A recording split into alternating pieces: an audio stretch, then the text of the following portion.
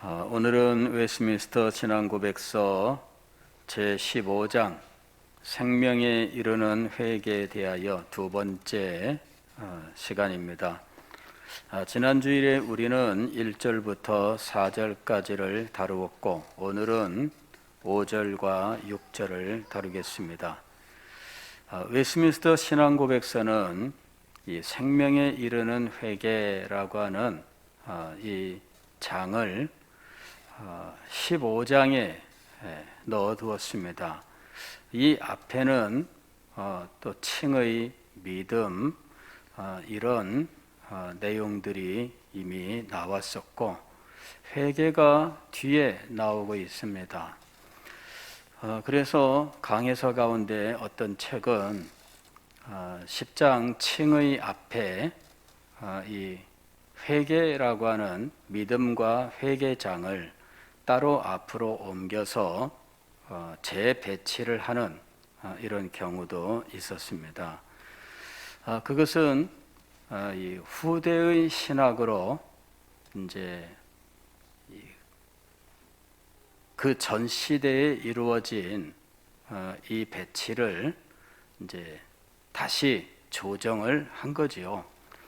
자, 그러나 이 웨스트민스터 신앙고백서를 작성했던 분들이 왜 이것을 뒤에 배치했느냐?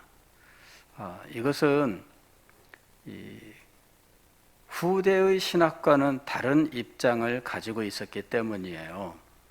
이제 후대의 신학에서는 이 칭의 이전에 믿음이 있고, 그 다음에 믿음 다음에는 회개가 있고, 이제 이런 식으로 되어 있습니다. 그러나 이 청교도 시대, 이 웨스트민스터 신앙 고백서가 만들어지던 시대에는 이제 그렇게 이 구원론이 자세하게 세분화되어 있지 않던 시대입니다. 그리고 이 회개와 믿음을 그 내용을 자세히 살펴보면 우리가 구원 얻을 때 그 최초의 단계에 대한 설명이라기보다는 구원 이후 믿음의 삶, 즉 성화의 내용을 설명하고 있습니다. 그래서 사실은 뒤에 나오는 것이 맞다 하는 겁니다. 단지 용어 때문에 앞으로 옮기면 내용이 맞지 않는 문제가 발생하게 됩니다. 그래서 이것은 소위 이 성화의 삶 그리고 이 성도의 견인 이제 이런 교리들이 후대의 용어지만 바로 이 믿음과 회개의 삶에서 그 내용을 다루고 있다 하는 것입니다. 그래서 용어만 가지고 앞으로 옮기고 뒤로 빼고 뭐 이러는 일을 할 필요가 없고 내용을 자세하게 살피면서 그 내용 중심으로 이 신앙 고백서를 이해해 나가는 것이 좋다 하는 것입니다. 그러면은 그 용어는 잘못된 것이냐? 그렇지 않습니다. 사실은 성도의 견인이라고 하는 이 교리는 성도에게 은혜가 계속되게 하셔서 은혜의 삶을 끝까지 살아가게 하는 성령의 역사를 말씀하는 거예요. 그래서 성도 속에 은혜가 계속되게 하시는 성령의 역사가 어떤 방향으로 나타나고 있느냐 하면 믿음과 회개라고 하는 것으로 나타나고 있는 거예요. 믿음과 회개로 성령께서 계속하여 우리에게 새로운 것을 주시는 거죠. 마음을 새롭게 하고 삶을 새롭게 하고 은혜를 소망하고 은혜 가운데 하나님과 영적 교제를 늘 유지해 나가면서 살아가는 거예요. 이것이 성도의 견인의 의미입니다. 그래서 이 웨스트민스터 신앙고백서에서 믿음과 회개를 칭의나 양자됨 이후에 배치한 것이 그렇게 잘못된 것은 아니다라고 하는 것입니다. 자, 오늘 우리가 생각할 내용은 제5절 구체적인 회개가 필요하다 하는 것과 6절은 이 회개는 개인적으로 할 수도 있지만 또 공적으로도 할 수 있다, 이렇게 얘기하고 있습니다. 자, 5절 보면은 구체적인 회개가 필요하다 이렇게 되어 있죠. 1번 일반적인 회개에 만족해서는 안 되며, 여기서 일반적인이라고 이야기를 했는데 이건 뭐냐면은 전체적으로 뭉뚱그려 하는 회개를 말하는 거예요. 그러니까 우리가 하나님 앞에 회개를 하는데, 하나님 잘못했습니다. 어쨌든 제가 죄인입니다. 어쨌든 저는 늘 잘못하면서 살고 있습니다. 이러면은 이게 뭉뚱그려 하는 거예요, 전체적으로. 그런데 회개를 할 때에는 그렇게 회개하면은 안 된다 하는 거예요. 회개는 어떻게 해야 되느냐? 2번에 나오죠. 특정한 죄들을 개별적으로 회개하려고 노력해야 한다는 거예요. 특정한 죄라고 하는 것은 구체적인 죄를 말하는 거예요. 구체적인 죄. 가령 내가 거짓말을 많이 했습니다, 이런 거는 일반적인 거예요. 그냥 뭉뚱그리는 거예요. 근데 이 거짓말을 내가 구체적으로 언제 했는지, 내가 행했던 그것에 대한 분명한 자각, 깨달음이 있어야 되는 거예요. 그리고 그것에 대하여 구체적으로 슬퍼하고 미워하고 안타까워하고 하는 이런 감정이 있어야 되는 거죠. 그 다음에는 내가 이 죄를 다시는 짓지 않겠다, 내가 다시는 거짓말을 하지 아니하고 예할 것은 예하고 아니요 할 것은 아니요 하겠습니다, 이렇게 구체적으로 하나님 앞에 회개하는 것이 회개의 진짜 모습이라는 거예요. 근데 이러한 구체적인 것, 자기가 행했던 그 일을 하나님께 말씀드리지는 않고 그냥 얘기하면은 그게 뭔지, 물론 하나님이야 다 아시겠죠. 하나님이야 뭐 우리가 대충 얘기해도 다 아시겠죠. 그러나 대충 얘기한 것은 우리의 마음속에 진짜로 작용하지 않아요. 그냥 막연하게, 그냥 남도 알아듣지 못하지만 나도 인정하지 않는 그러한 그 회개의 모습을 보여준다면 그것은 정당한 것이 아니다라는 거예요. 그래서 이 회개는 분명히 그 구체성을 가지고 있어야 된다는 거예요. 내가 지은 그 죄를 딱 집어서, 꼭 집어서 그것을 내가 진정으로 알고 그것에 대하여 내 마음이 진정으로 아파하고 슬퍼하는 이 통회라고 하는 것이 있고, 그러면서 그 죄를 떠나야 된다는 거예요. 그러니까 이 죄에 대하여 우리의 이 인격의 3요소가 다 작용을 해야 돼요. 죄에 대하여 인격의 3요소가 다 작용해야 됩니다.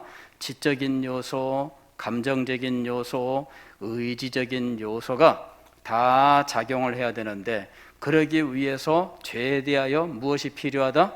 구체적인 것, 내가 지은 죄, 그것, 분명한 그것을 꼭 집어서 그래야 지적인 분명한 인정, 인식, 이것이 있게 되는 거예요. 그리고 그래야 구체적으로 슬퍼하고 통회하는 자리에 나갈 수 있게 되는 거예요. 그렇지 않고 그냥 뭉뚱그려서 하게 되면 회개인 듯 보이지만 그러나 실제로는 회개가 아닌 것이 되어버리고 만다라고 하는 거예요.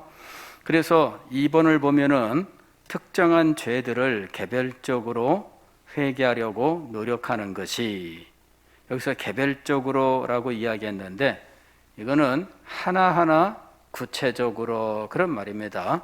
죄를, 특정한 죄, 즉 내가 지은 그 죄예요. 막연한 것이 아니라 그 죄를 하나하나 꼭 집어서 구체적으로 회개를 해야 우리의 영혼의 그 통회라고 하는 일이 일어나게 되는 거예요. 예. 시편 51편을 보면은 하나님께서 원하시는 것은 이 상한 심령이라 이렇게 얘기를 하고 있습니다. 상한 심령. 하나님께서 원하시는 것은 상한 심령이에요. 상한 심령이 없이 막연하게 죄를 고백하는 것은 그것은 진정한 회개가 아닙니다. 그래서 구체적이어야 한다는 이유는 상한 심령, 즉 통회하는 마음으로 연결되기 때문이에요. 어느 정도 구체적인 죄냐, 그건 뭐 각자 사람마다 그 죄를 깨닫게 되는 상황이나 그런 것들이 다 달라서 말할 수 없습니다만은 과거에 종교개혁자 마틴 루터가 죄를 회개할 때, 이 죄를 회개하는 것도 사실은 성령의 은혜예요.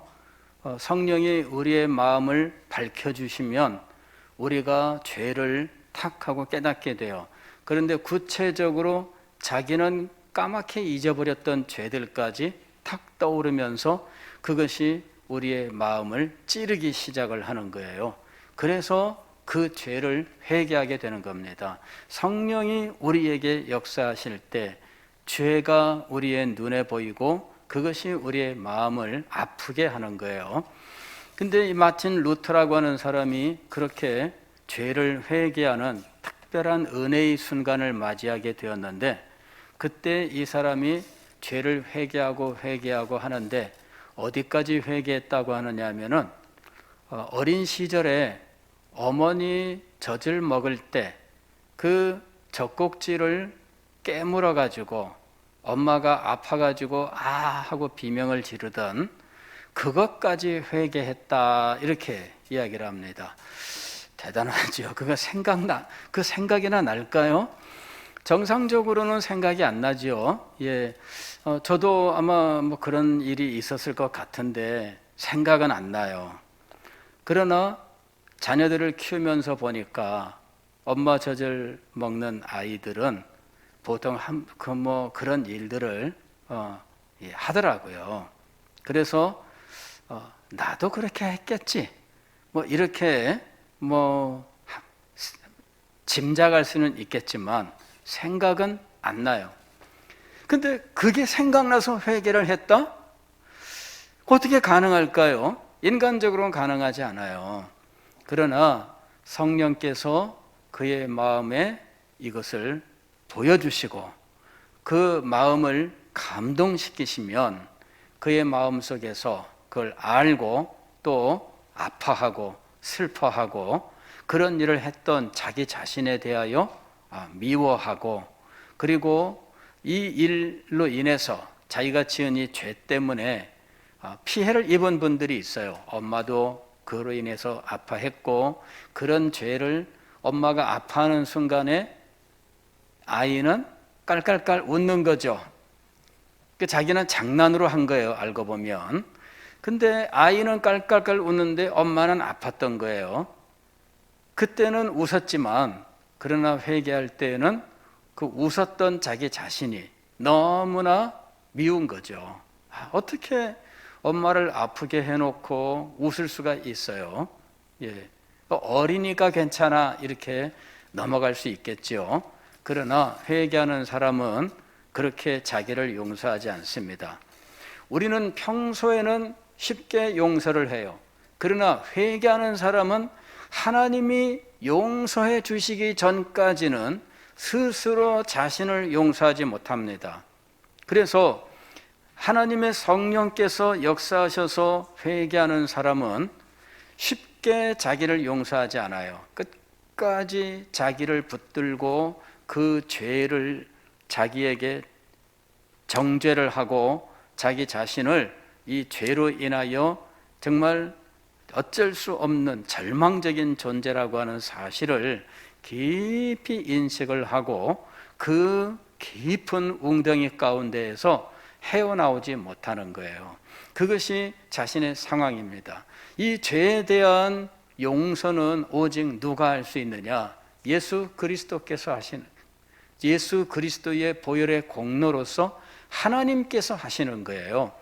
그런데 그것조차도 내가 하는 것이 아니라 그렇게 회개를 하다 어느 순간 하나님께서 이 죄를 위하여 예수 그리스도를 십자가 위에서 죽이셨다라고 하는 사실이 마음속에 다가와요. 그냥 쉽게 내가 죄를 지었습니다, 예수님의 십자가의 보혈로 용서받았음을 감사합니다, 이렇게 말하는 게 아니라 자기의 영혼 깊은 곳에서 자기의 죄를 회개하고 통회하다가 어느 순간 그 십자가의 은혜가 마음속에 작용하기 시작을 해요. 그 시점은 자기가 정하는 게 아니에요. 여러분, 이 회개의 경험을 보면은 그 시점을 자기가 정하는 것이 아니라 회개할 때 자기는 용서하지 못해요. 그러나 다만 하나님의 자비와 긍휼만을 구할 뿐이에요. 그런데 어느 순간 예수 그리스도의 십자가의 은혜가 마음속에 다가오면서 자기의 모든 죄를 하나님이 용서하셨다라고 하는 사죄의 확신이 마음속에 일어나요. 그냥 기계적으로 죄를 지었다, 회개했다, 십자가의 보혈, 죄 용서, 그게 아닙니다. 그거는 그냥 교리책에 있는 내용이에요. 그러나 이 교리책에 있는 이 내용이 우리에게 적용될 때에, 성령이 우리에게 역사하실 때에는 그게 기계적으로 그렇게 적용되는 게 아니에요.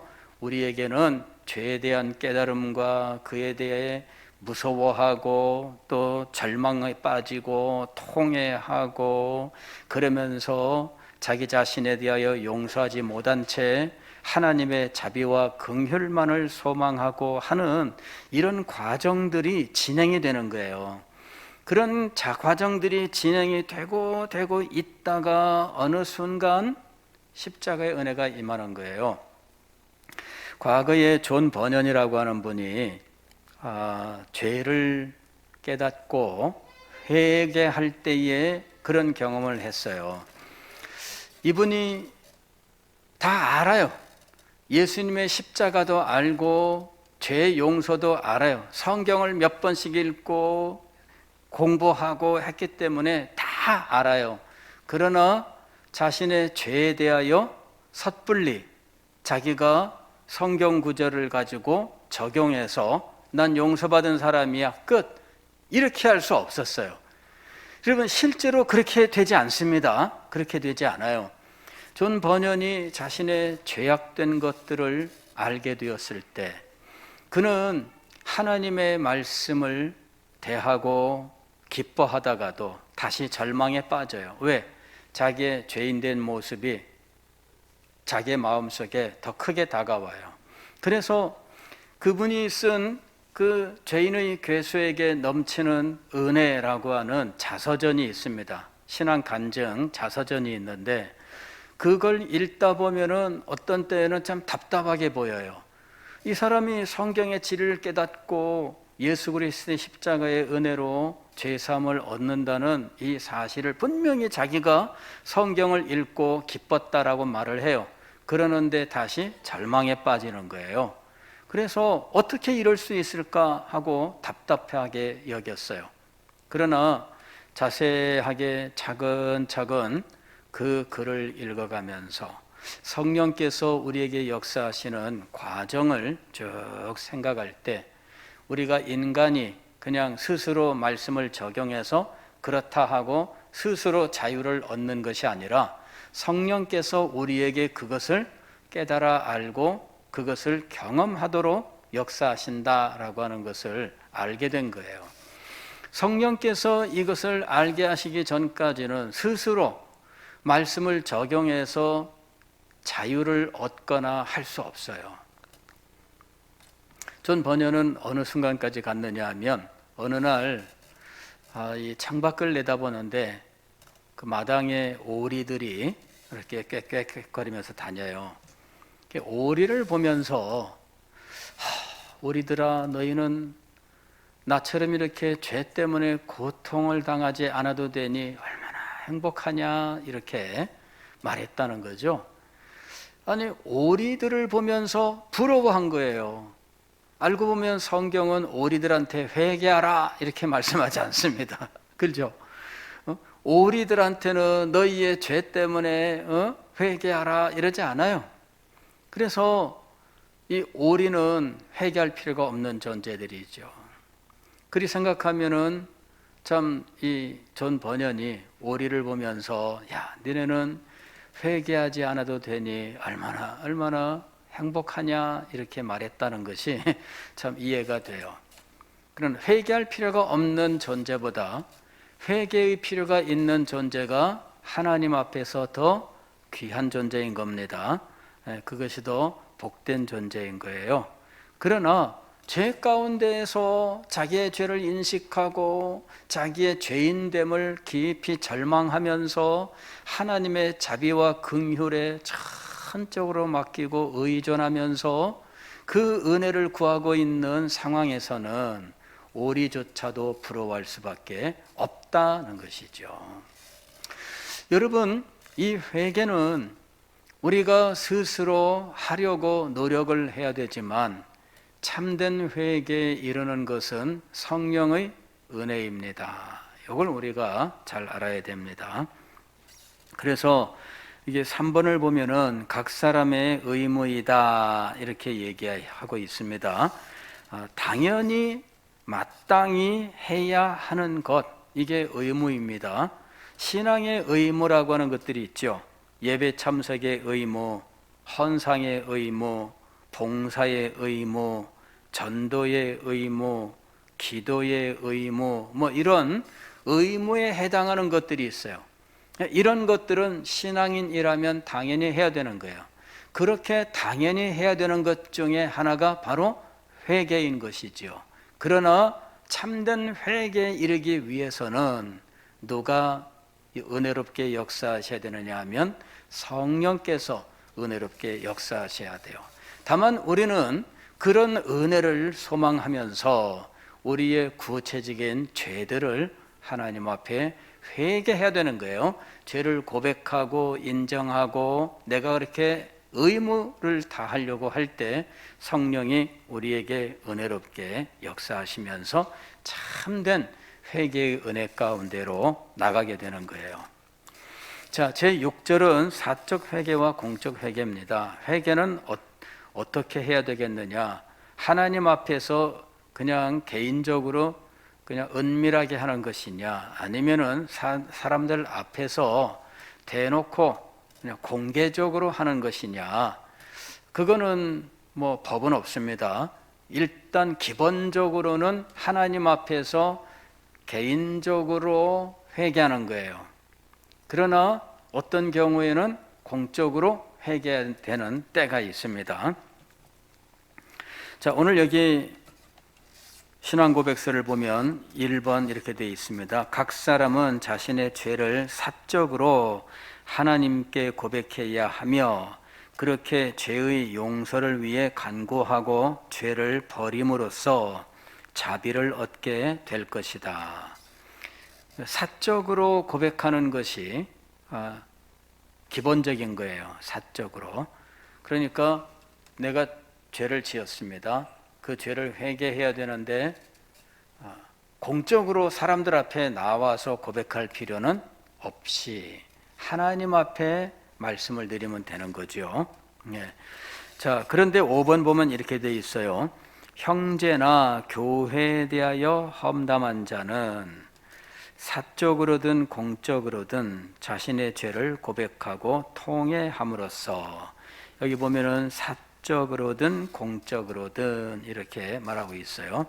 즉 하나님 앞에서 혼자 행하든 아니면은 성도들 앞에서 공개적으로 하든 어쨌든 자신의 죄를 고백하고 통회한다라고 하는 거예요. 자기 혼자 은밀하게 지은 죄는 하나님 앞에 개인적으로 고백하면 되지만 형제나 교회에 대하여 여기 험담했다 그러는데 그냥 뭐 대적한 거죠. 예, 그리고 실족하게 하고 이런 일들을 말합니다. 이제 이런 일들을 행한 것은 다른 사람과 관계됐고 교회와 관계된 거예요. 그럴 때 이 부분은 사적으로도 혹은 공적으로도 회개할 수 있다라는 거예요. 다만 피해를 입은 사람한테는 분명하게 밝혀라 이거죠. 피해를 입은 사람한테는 어떤 형제나 자매에게 내가 잘못했다. 그러면 그 사람에게 자신이 회개하는 것을 알려야 된다 이거예요. 그게 이제 여기 8번입니다. 피해를 입은 사람들에게 자신의 회개를 표명해야 된다. 그럴 때 피해를 입은 사람들은 그와 화해하고 사랑으로 용납해야 한다. 회개하는데 나는 뭐 이제 앞으로 너랑은 끝이야. 그러면 안 되는 거예요. 예, 화해를 하고 사랑으로 용납하고 이렇게 해서 성도의 교제를 회복해야 된다라는 것입니다. 여기서 우리는 한 가지 회개와 더불어서 회심이라고 하는 것을 한번 생각할 필요가 있습니다. 회심이라고 하는 것은 중생과 더불어 시작하는 새 생명의 첫 번째 행위라고 말할 수 있습니다. 그러니까 우리가 중생하잖아요. 거듭나게 되면 우리의 새 생명이 우리 속에 탄생한 거잖아요. 그럴 때 새 생명이 최초로 행하는 것이 무엇이냐? 그게 바로 회심이다 하는 거예요. 중생은 성령께서 우리 속에 새 생명을 심어 놓으시는 거예요. 그럴 때 우리 속에 심겨진 새 생명이 처음으로 행하는 행동, 그게 무엇이냐면 회심이라고 하는 거예요. 회심은 용어를 용어대로 하게 되면 돌이키는 거예요. 우리 한문으로는 돌이킬 회자에다가 마음 심자예요. 그래서 마음의 방향을 돌리는 거죠. 그 다음에 원어상으로도 마찬가지예요. 원어상으로도 이거는 방향을 바꾸는 거예요. 방향을 바꾸는 거. 이게 회심이에요. 회개는 무엇이냐? 회개는 이 마음의 아픔과 고통이에요. 이게 회개입니다. 그래서 이 마음의 죄에 대한 아픔과 고통을 가지고 뉘우치는 거죠. 이게 회개입니다. 그래서 일단 용어가 달라요. 용어가. 그리고 그 시점이 조금 달라요. 회심은 중생한 그 새 생명이 최초로 행하는 행위예요. 그래서 중생 자체는 우리가 알 수가 없습니다. 중생은 성령의 비밀스러운 사역이에요. 그래서 누가 중생했느냐, 중생 시점을 우리들이 알 수 없어요. 그 사람이 중생했느냐 안 했느냐 이것도 우리는 알 수가 없어요. 왜? 중생의 특성이 그거예요. 비밀스러운 사역이에요. 그런데 중생이 숨겨질 수 없어요. 그게 또 특징입니다. 왜 중생이 숨겨질 수 없을까요? 중생하면 첫 번째로 행하는 회심의 행동 때문에 중생은 숨겨질 수가 없습니다. 나는 거듭났는지 잘 모르겠는데요. 아니에요, 여러분.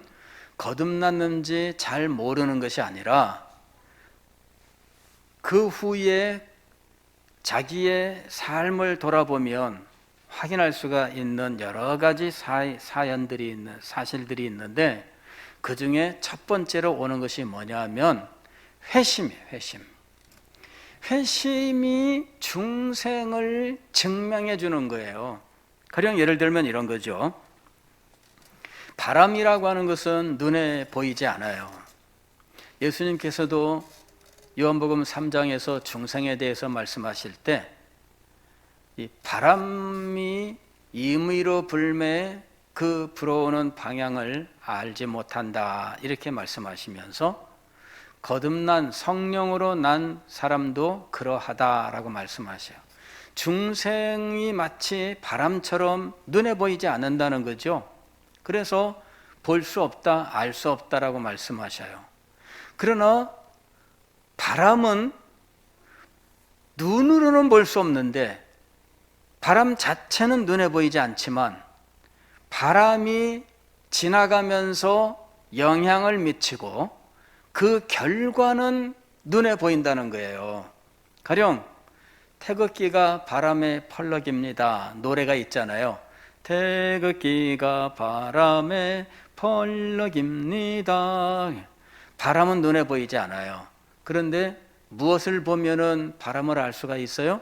태극기를 보면은 바람을 알 수 있어요. 태극기가 바람에 펄럭이는 거예요. 이것과 닮았어요. 중생 자체는 알 수가 없어요. 다만 중생이 결과적으로 회심으로 나타나요. 왜? 새 생명은 회심이라는 행동을 하게 돼 있어요. 그래서 중생 자체는 우리가 알 수 없지만 중생의 결과 새 생명이 첫 번째로 행하는 회심을 보아서 중생을 알 수 있는 거예요.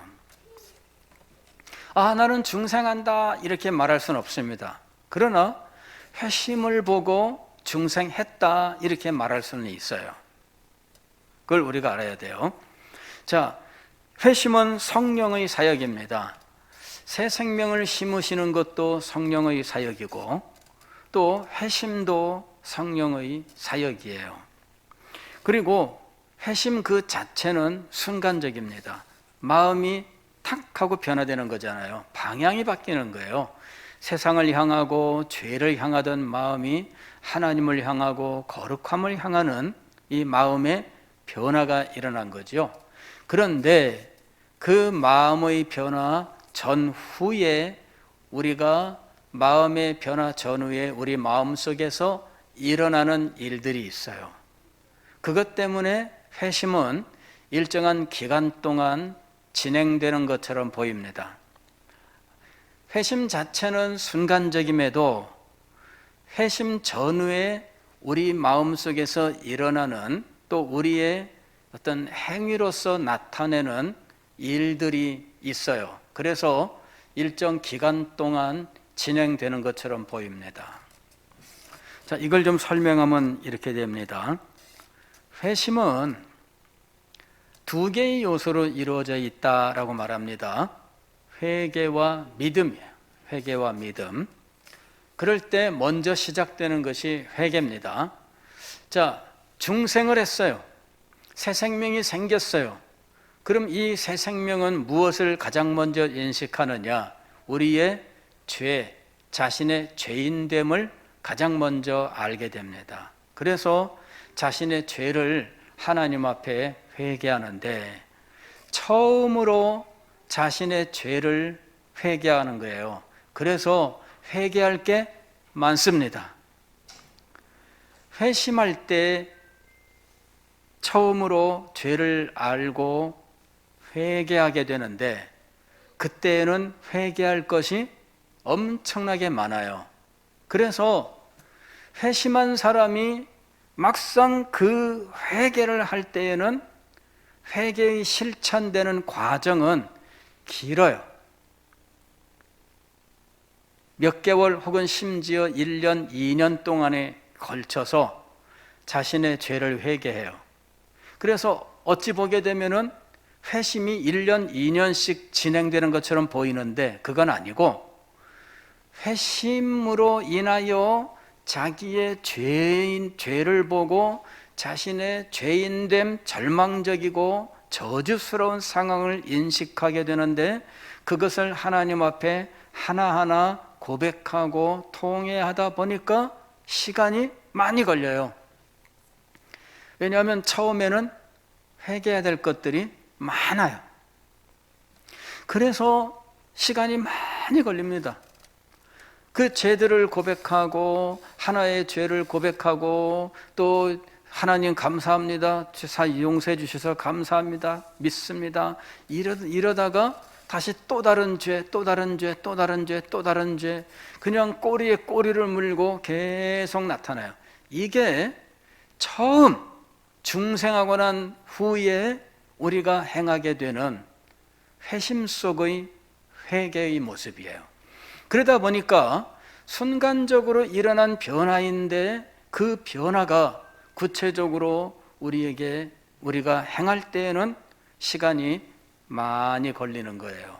그래서 회심 자체는 순간적이나 회심의 열매는 시간이 많이 걸리게 되어 있습니다.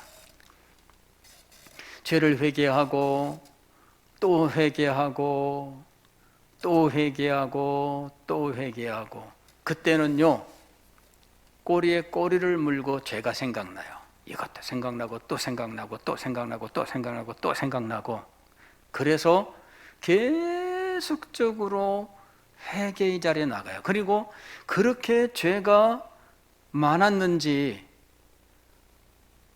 정말 그 회심 때에 회개를 해보지 않으면 자기가 그렇게 죄가 많았는지를 제대로 알지 못해요. 그때 비로소 자기가 알게 되는 거예요. 내가 그렇게 죄가 많았구나. 그래서 회개하고 또 이것도 회개하고 저것도 회개하고 계속 회개해요. 그러면서 그 죄를 또 내가 누군가를 미워했고 하면은 그 사람에게 또 고백하고 용서받고 고백하고 용서받고 그러는 일들을 또 행하게 되는 거예요. 그렇지 않으면은 마음에 평안이 없어요. 그래서 마음속에 계속해서 이 자극이 오고 있는 거예요. 그래서 하나님 앞에 회개하고 사람에게 회개하고 하나님 앞에 회개하고 사람에게 회개하고 이러는 일들을 계속해서 반복해요. 그 전에는 그게 죄인 줄도 몰랐고요. 또 내가 죄라고 하는 것은 알지만 마음에 이것이 다가오지 않았어요. 죄인 줄은 아는데, 그런데 그게 어쨌다고? 죄인 줄은 알지만 나는 마음에는 아무런 양심의 가책도 없고 자극도 없었어요. 그런데 새 생명이 내게 딱 주어지고 나니까 이 죄들을 인식하는데, 지난주에 우리가 공부했잖아요. 너무 작아서 저주를 받지 않아도 되는 죄가 없다. 용서받을 필요가 없을 정도로 작은 죄는 없다. 아무리 작은 죄라도 가슴을 찌르고 통회하는 자리에 나가게 돼요. 그래서 작아서 회개할 필요가 없다? 아닙니다. 새 생명이 우리에게 주어지고 회개의 자리에 나가게 되면 아무리 작은 것이라도 가장 큰 죄처럼 우리의 마음속에서 아픔과 고통으로 다가오게 되어 있어요. 그렇게 회개하고 그래서 완전히 지쳐가지고 더 이상 회개할 힘도 없을 만큼 그런 상황까지 가게 돼요. 그럴 때에 이제는 막 헐떡이면서 회개할 힘도 없는 그런 상황이 되었을 때 갑자기 예수 그리스도의 십자가의 은혜가 마음속에 찬란하게 비춰오기 시작을 하는 거예요. 그때 비로소 우리의 마음이 소망을 갖게 되는 거예요. 이 죄가 너무나 고통스럽게 내 마음속에서 작용하는데 나중에는 지쳐가지고 그냥 힘도 없어요. 회개할 힘도 없어요. 그럴 때에 십자가의 은혜가 찬란하게 비춰오기 시작하는 거예요. 그 빛이 광채로 쫙 마음속에 비춰오는데 이 마음에 맺혀있던 것들, 그 절망적인 것들, 그 아픔과 고통들, 이런 것들이 갑자기 그 십자가의 은혜가 비추는 그 빛에 의해서 녹아버리는 거죠. 우리 마음속에 응어리져 있던 것들이 갑자기 다 녹아져요. 그러면서 우리의 이 영혼 깊은 곳에서부터 빛이 착 솟아오르기 시작을 하는 거예요. 그러면서 내 입으로 하나님 앞에 비로소 주여 감사합니다 라는 말이 저절로 솟아나기 시작을 하는데, 그 마음의 평안함, 그 자유, 그리고 그 기쁨, 이거는 말로 표현할 수가 없는 거죠. 이것이 속에서 쫙 솟아나는데 정말 주님 앞에 찬송을 드리지 않을 수 없어요. 감사 찬송을 드리고 기쁨의 찬송을 드리고 날마다 날마다 주님의 은혜를 찬송하면서 살게 되는 거죠. 이게 회개와 믿음이에요. 이게 중생한 영혼이 새 생명을 얻어 최초로 행하는 행동이에요. 이게 회심입니다. 그러나 이렇게 회심한 영혼이 사는 동안 세월이 흐르면서 처음에 그 감격, 처음에 그 기쁨, 이런 것들이 이제 진정이 되기 시작을 하면서 하나님의 말씀의 은혜를 받고 기도 생활을 하면서 은혜 속에 살지만, 그러나 어느 순간 또 죄를 짓는 일들이 있다는 거예요. 그럴 때는 기쁨을 상실하고 영혼의 능력을 상실하고 혹은 영혼의 영적 생명의 건강을 상실하고 이러는 일들이 일어나게 됩니다. 그것을 다시 새롭게 하여 변화시키고 은혜를 회복시키는 것이 바로 반복되는 회개예요. 주님께서 회개하라 말씀하셨습니다. 우리가 평생 동안에 걸쳐서 회개를 하며 살아가요. 날마다 기도할 때마다 회개하지만 성령께서 우리의 회개에 특별히 은혜롭게 역사하시는 순간들이 있어요. 그런 순간들을 우리가 평생 동안에 여러 차례 경험하면서 살게 되어 있습니다.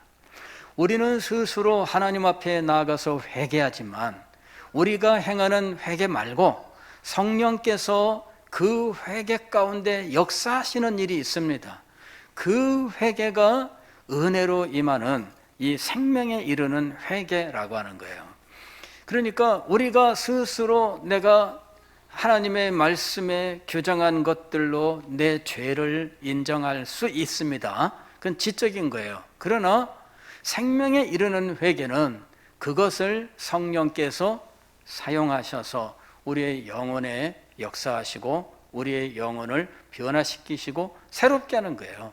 그래서 다시 우리의 마음에서 새로운 마음, 새로운 기쁨, 새로운 결심, 그리하여 하나님과의 영적 교제를 새롭게 회복하고 은혜 가운데 살아가게 되는 거예요. 그래서 성령께서 우리에게 역사하시는 이 생명에 이르는 회개가 많으면 많을수록 좋습니다. 죽는 순간까지 이와 같은 성령의 회개, 생명에 이르는 회개의 역사가 우리의 삶 속에 자주 일어났으면 좋겠습니다. 그걸 소망해야 돼요. 자주 일어나야 돼요. 그래야 우리가 마음의 응어리들이 사라지고 마음에 어떤 하나님, 우리 죄가 있으면 우리의 마음에 자유가 없어져요. 기쁨이 없어지고요. 또 건강하지 않아요.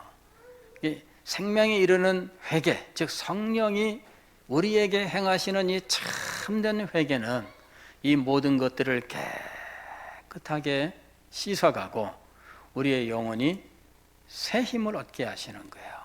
그래서 하나님 앞에 기쁨으로 서게 되고 감사함으로 서게 되면서 새로운 힘과 능력을 얻는 것입니다. 오늘 우리는 생명에 이르는 회개, 즉 성령께서 우리에게 역사하시는 이 참된 회개의 역사가 우리가 하나님 앞에 가는 그날까지 계속될 수 있기를 위해서 기도하시기를 바랍니다. 이 은혜의 역사가 있으면 우리의 영혼은 점점 더 정결하고 거룩하게 될 것이고 새 힘과 능력을 얻으며 주님과 영적 교제의 자리에서 영혼의 참된 기쁨을 누리게 될 것입니다. 기도하겠습니다.